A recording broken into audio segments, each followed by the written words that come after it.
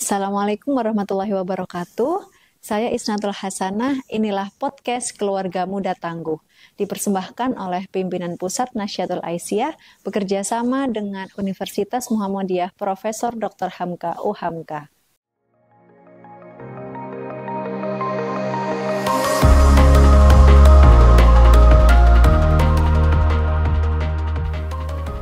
Podcast Keluarga Muda Tangguh ini adalah program baru di Pimpinan Pusat Nasyidul Aisyah. Jadi teman-teman silahkan subscribe akun YouTube Pimpinan Pusat Nasyidul Aisyah dan nyalakan loncengnya untuk mengikuti podcast-podcast lainnya ya.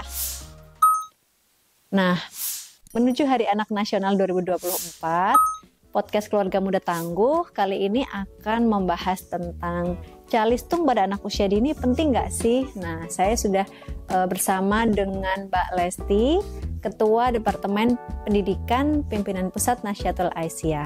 Assalamualaikum Mbak Lesti. Waalaikumsalam warahmatullahi wabarakatuh. Gimana kabarnya Mbak? Sehat, alhamdulillah. Mbak Isna gimana kabarnya? Alhamdulillah sehat. Sama Ara ini ya. Iya, kita berdua. Nah, Mbak, kita akan ngobrol-ngobrol tentang calistung nih pada anak usia dini. Kalau di masyarakat kita itu ya Mbak ya kan ada miskonsepsi gitu ya terkait dengan calistung di pendidikan anak usia dini ini. Jadi calistung itu dianggap sebagai kemampuan yang wajib dimiliki anak gitu ya kalau udah ada PAUD gitu kan. Kemudian juga dia jadi keberhasilan nih, tolak ukur keberhasilan. Jadi anak tuh dianggap berhasil kalau dia bisa baca, tulis dan hitung begitu. Dan kemudian juga calistung ini jadi syarat masuk SD atau MI. Nah, sebenarnya apa sih Mbak yang menjadi latar belakang pro kontra calistung ini untuk masuk SD sebagai syarat masuk SD atau MI itu? Ya, Mbak Isna, makasih. Nah, calistung baca, tulis, hitung gitu ya.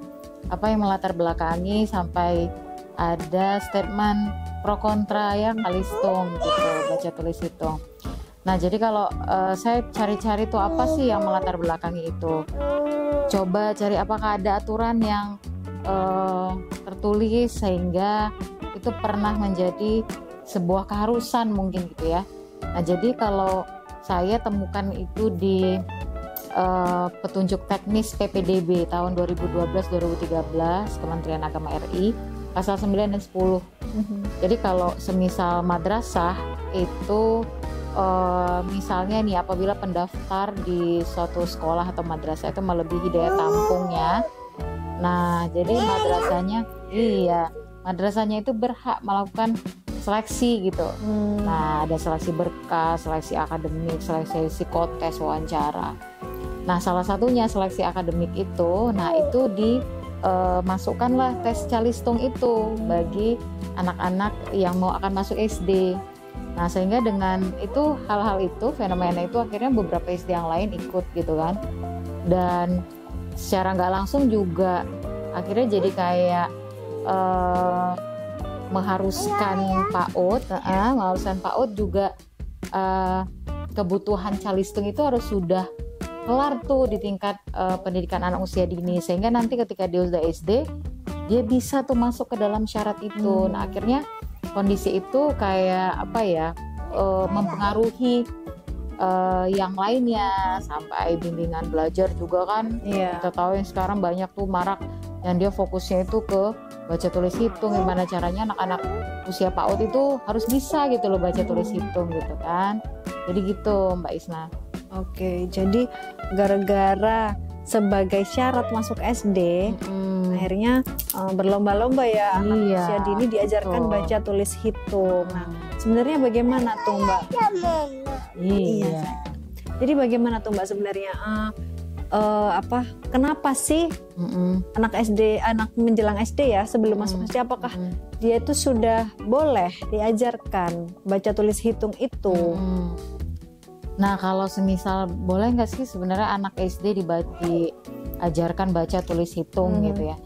Nah, jadi itu kalau kita lihat di mana harusnya diajarkan nih baca tulis hitung gitu kan, boleh nggak di SD diajarkan gitu. Nah, sebenarnya memang harus di SD tuh ranahnya tuh Mbak Isna. harus di SD ya diajarkan. harus di SD, di ranah mengajarkan baca tulis hitung itu. Nah, bagaimana di PAUD gitu ya? Nah, di PAUD itu makna pengajaran itu hanya pada pengenalan baca tulis hitung.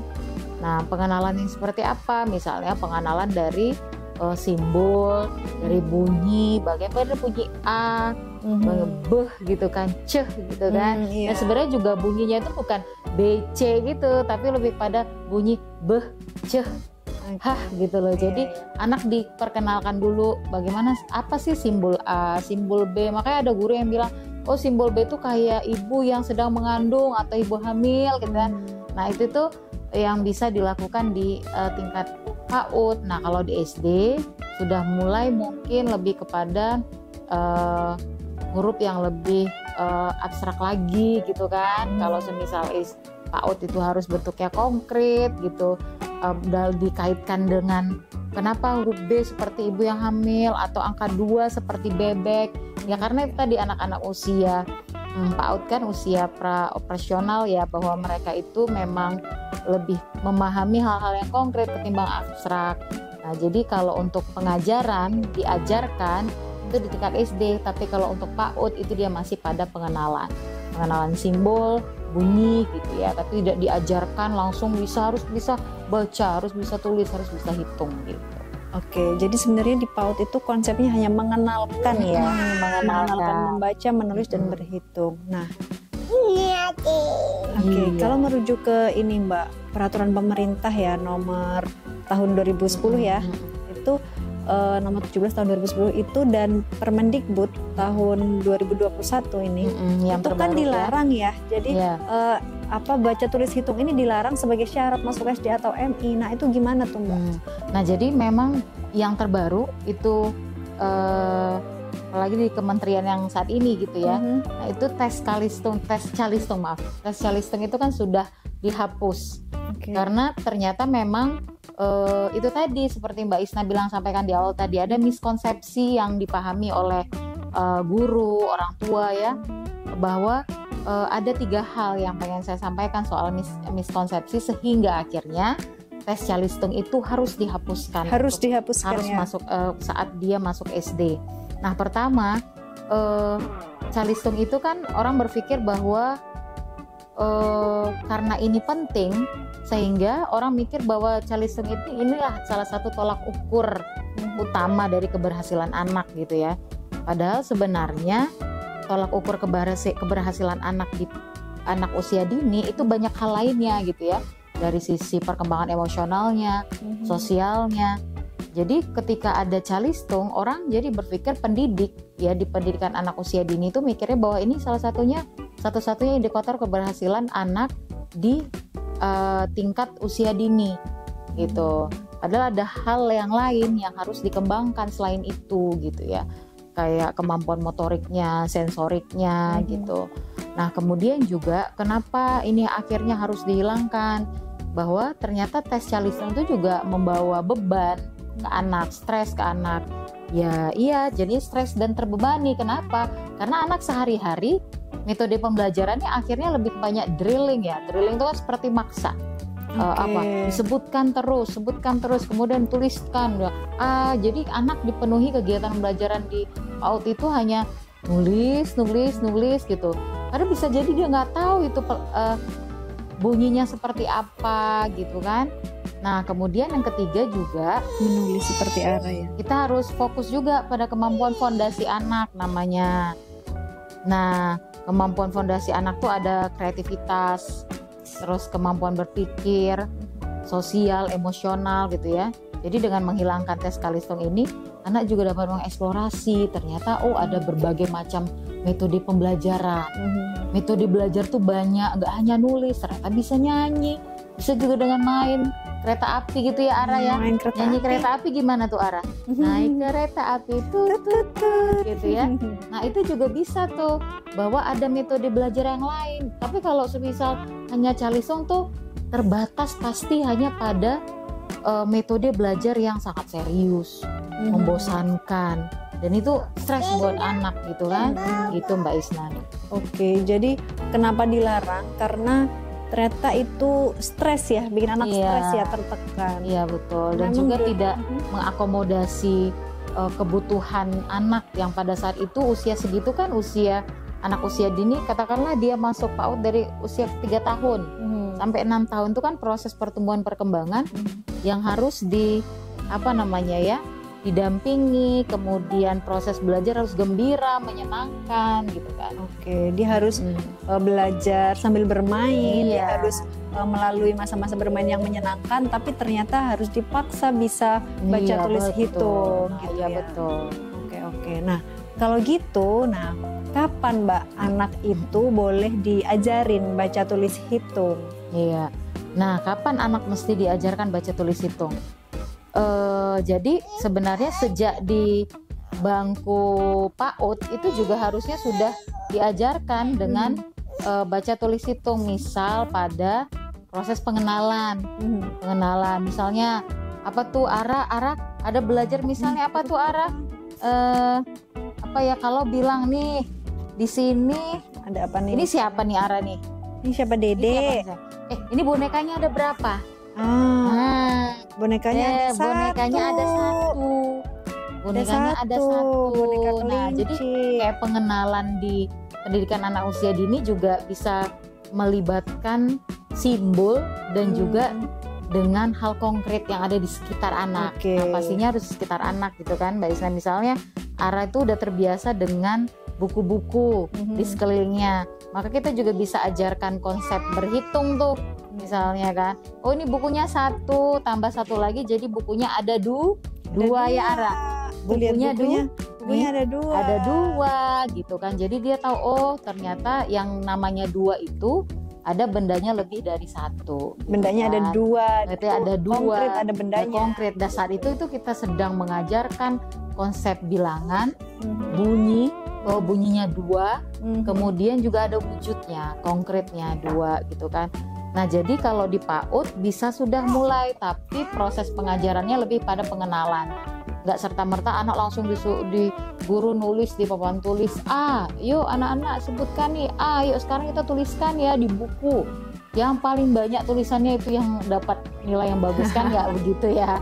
Jadi fokusnya adalah kepada pengenalan, tapi lebih memperhatikan dan menghormati. Kalau menurut saya sih menghormati tumbuh kembang anak, dimana tuh kita menghargai bahwa anak berkembang dengan dirinya, berkembang dengan bentukannya, bahwa dia senang bermain dan senang dengan yang warna-warni, bergembira, tertawa, bisa juga dengan bernyanyi. Nah di SD nanti bisa masuk kepada yang lebih tinggi, tapi Mbak Isna tuh di saat ini kan ada namanya gerakan transisi PAUD ke SD yang menyenangkan ya. Transisi PAUD ke SD yang menyenangkan. Nah itu juga anak itu kan di PAUD itu sangat senang main. Belajar tuh mereka senang gitu kan. Konsep belajar itu tuh menyenangkan bagi mereka. Makanya belajar sambil bermain gitu kan. Nah ketika mereka mau masuk ke SD itu juga harus ada transisi atau perpindahan yang pelan, menyenangkan, di mana mereka nggak terkejut saat mereka masuk kelas 1. Tentu juga pembelajaran di kelas 1 SD itu ya sebaiknya masih mengakomodasi model-model pembelajaran yang ada di PAUD, sehingga anak masih merasakan, oh ternyata masuk SD itu aku masih bisa bernyanyi, masih bisa ya kan? Gimana nyanyinya? Nyanyinya gimana Ara bisa nyanyi 1 ditambah 1, ada nggak nyanyi gitu?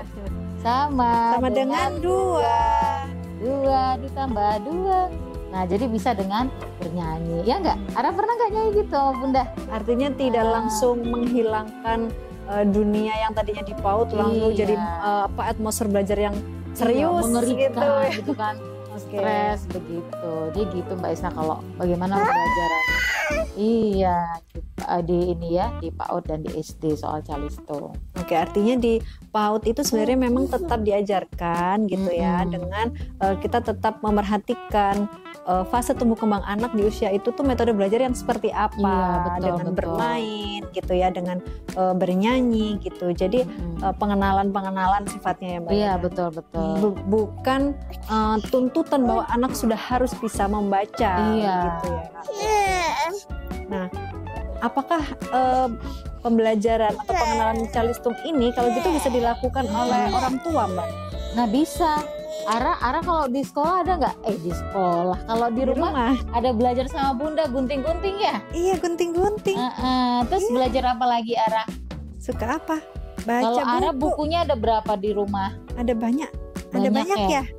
Nah kalau di rumah tuh bisa tuh misalnya sama Ara sambil katakanlah misalnya sama ayah juga. Wah keren, sama ayah. Sama ayah seringnya main apa? Main apa sama ayah? Main apa? Main baca buku juga ya? Iya, suka baca buku juga sama ya misalnya kita terbiasa untuk baca buku gitu ya, dan itu juga seperti membiasakan anak dengan buku. Nah dari situ juga kita bisa, buku itu juga sangat membantu ya, bantu bagaimana kita bisa mengenalkan anak tentang konsep calistung di rumah. Makanya ada bagaimana mengembangkan literasi numerasi gitu kan, supaya anak bisa nggak sih? Oh bisa aja. Misalnya ketika ini Mbak Isna cerita sama Ara tentang cerita apa ya Ara kalau di rumah ya? Cerita apa tuh yang biasa diceritain ke Ara di rumah? Cerita tentang gajah. Cerita tentang gajah. Kemudian kita ngomong gitu ya, cerita ke anak gitu ya. Wah gajahnya besar. Iya gajahnya besar. Terus kita minta lagi ke anak untuk bilang, tadi gajahnya apa? Besar apa kecil? Besar. Nah ketika dia udah bilang besar, oh berarti ada kemampuan literasi yang sedang berkembang pada saat itu. Oh anak dengerin kita. Kemudian setelah itu ketika kita minta untuk ceritain lagi, dia bisa dengan bahasanya sendiri. Nah akhirnya itu salah satu kegiatan bisa dilakukan juga di rumah Mbak Isna. Misal kita juga, misalnya kalau Mbak Isna lagi masak gitu ya, lagi masak ada tempe dipotong tahu, terus saya bilang nih tahunya berapa? Ara senang tahu? Senang nggak? Senang. Nah ini tahu berapa nih? Tahunya ada 1. Oh ini tahunya 2, ini tahunya 3. Mungkin sampai pengenalan 5 gitu ya, dia bisa tahu oh ini bunyi 1 ini gini. Nggak apa-apa dia belum tahu dulu lambangnya gitu kan ya. Namanya kan kita ngajarin anak di rumah gitu ya. Gitu mungkin Mbak Isna yang bisa dilakukan kalau di rumah gitu, banyak hal lah. Oke, artinya aktivitas sehari-hari di rumah bersama dengan orang tua dan anak itu bisa jadi metode belajar juga. Iya betul. Anak lagi makan, makanannya ada berapa? Misalnya makan ikan, makan tempe ada berapa tuh gitu ya. Oke, dan memang kalau kita ngomong soal kemampuan literasi anak berarti tidak terbatas pada baca tulis hitung aja ya Mbak ya. Tapi ketika tadi disampaikan Mbak Lesti, anak bisa menceritakan kembali apa yang sudah kita ceritakan ke anak dan dengan bahasa sendiri, atau perbendaharaan kosakata yang dia miliki juga termasuk dalam kemampuan literasi. Nah, kalau Nasyatul Aisyah sendiri Mbak kan bergerak di ranah perempuan dan anak. Betul. Apa peran Nasyatul Aisyah dalam calistung ini ya di pendidikan anak usia dini Mbak Lesti? Nah, kalau ngobrol-ngobrol tentang gimana sih peran Nasyatul Aisyah gitu ya, tentang atau tentang fenomena calistung gitu. Nah jadi kalau Nasyatul Aisyah karena dia organisasi perempuan yang memang fokusnya adalah perempuan dan anak, bahkan sekarang keluarga ya, kayak ada tagline keluarga muda tangguh. Jadi bagaimana memang Nasyatul Aisyah itu bisa organisasi ini kita bisa memberikan edukasi kepada semua keluarga, terutama lewat ibu. Nah, bagaimana untuk yang pendampingan calistung? Nah, jadi ada beberapa tuh program kita tuh Mbak Isna. Kita kan juga punya satuan pendidikan PAUD ya di beberapa tempat. Nah, kita juga sering melakukan edukasi dalam bentuk sosialisasi, webinar juga kepada teman-teman PAUD tentang gerakan transisi PAUD ke SD yang menyenangkan. Salah satunya memang tidak boleh ada tes calistung di SD, dan juga calistung yang diajarkan di PAUD hanya pada level pengenalan. Nah itu kita sudah percaya kepada guru-guru PAUD, mereka sudah mahir sekali lah kalau untuk bagaimana metode pembelajaran pengenalan calistung yang menyenangkan. Nah ada lagi, kita juga di Nasyatul Aisyah itu punya wadah belajar bagi orang tua, namanya Sekolah Parenting berbasis Family Learning Center atau pusat pembelajaran keluarga. Nah, di sana kita memberikan edukasi kepada orang tua bagaimana nih pendampingan literasi numerasi yang menyenangkan di rumah. Kita sampaikan, kita berikan sharing pandangan dan juga pendapat bagaimana sih mendampingi anak ketika di rumah dia tuh sebenarnya sedang dimasukkan proses pembelajaran, tapi sebenarnya lagi main gitu, tapi proses literasi numerasinya masuk saat dia bermain. Seperti tadi yang saya sampaikan ke Mbak Isna, itu juga kita berikan edukasi kepada orang tua tentang bagaimana sih ide-ide kreatif untuk bermain di rumah. Nah, terus yang kedua juga bagaimana nih, salah satunya kita bahas juga tentang bagaimana di rumah ya menciptakan lingkungan belajar yang kondusif bagi anak. Nah itu juga penting, itu juga kita bahas. Jadi Nasyatul Aisyah salah satu programnya untuk terkait dengan bagaimana menyadarkan orang tua tentang pentingnya, sebenarnya penting ya calistung, tapi ada pemaknaan yang berbeda. Sebelum dia SD dia pengenalan, saat dia SD dia proses belajar mungkin lebih menuju yang lebih abstrak gitu Mbak Isna. Artinya Nasyatul Aisyah mengambil peran baik di lingkup keluarga ya, bagaimana orang tua mengenalkan calistung tadi melalui aktivitas-aktivitas bersama orang tua dan anak di rumah, juga melalui lembaga lembaga PAUD yang dimiliki Nasya di beberapa titik. Betul. Gitu ya, bagaimana pengenalannya dan juga penekanan supaya tidak menekankan anak harus bisa calistung tadi di usia dini begitu ya. Oke, jadi kita bisa simpulkan bahwa calistung ini adalah satu kemampuan yang penting yang harus dimiliki anak gitu ya. Tapi kita tidak memburu-buru anak gitu ya, tidak menekan anak untuk harus bisa membaca, menulis dan berhitung. Bahkan sebelum masuk SD gitu ya, karena tadi juga sudah disampaikan bahwa itu sudah dilarang gitu ya. Artinya kita bisa mengenalkan, mengajarkan aktivitas calistung ini dengan lebih menyenangkan begitu ya. Iya betul Mbak Isna.